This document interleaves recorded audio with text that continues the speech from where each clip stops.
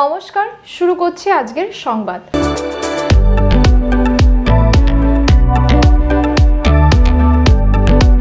নারী শক্তির বিকাশে তাদের আর্থিকভাবে স্বাবলম্বী করে তোলার লক্ষ্য নিয়ে ভারতীয় জীবন বীমা নিগমের উদ্যোগে শুরু হলো বীমা সখী যোজনার পথ চলা। 9 ডিসেম্বর এ বিষয়ে যোজনার আনুষ্ঠানিক সূচনা করেন দেশের প্রধানমন্ত্রী নরেন্দ্র মোদী। হরিয়ানার পানিপথে আয়োজিত এক অনুষ্ঠানে এই বীমা সখী যোজনার শুভ উদ্বোধন হয় প্রধানমন্ত্রীর হাত ধরে। জানা গেছে, সারা দেশের সমস্ত জীবন বীমা নিগমের কার্যালয়ে উপস্থিত থেকে বিপুল সংখ্যক মহিলা এজেন্ট পদপ্রার্থী আইনে এই উদ্বোধনী অনুষ্ঠানে অংশ নেন। এই দিন জীবন বীমা নিগমের বর্ধমান মন্ডল কার্যালয়ে বরিষ্ঠ মন্ডল আধিকারিক রীতাঞ্জলি প্যাটেলের তত্ত্বাবধানেও শতাধিক মহিলা ইতিমধ্যেই জীবন বীমা নিগমের এজেন্ট হিসেবে বীমা সখী প্রকল্পে যোগদানের আবেদন করেছেন। জীবন বীমা নিগম সূত্রে জানা গেছে, সমৃদ্ধ নারী শক্তি অর্থাৎ বিকশিত ভারত গড়ে তোলার লক্ষ্য নিয়ে ভারত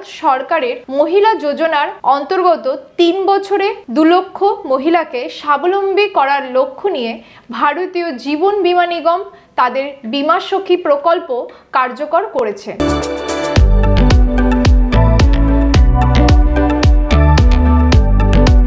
আজকের সংবাদ এই পর্যন্ত।